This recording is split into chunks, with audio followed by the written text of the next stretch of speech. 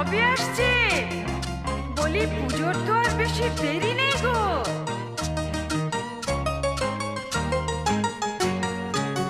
ঠাকুরজি কেমন তোমার ভাই লিখেছে পুজোয় ছুটি নাই, পুজোতে আসবে না বাড়ি।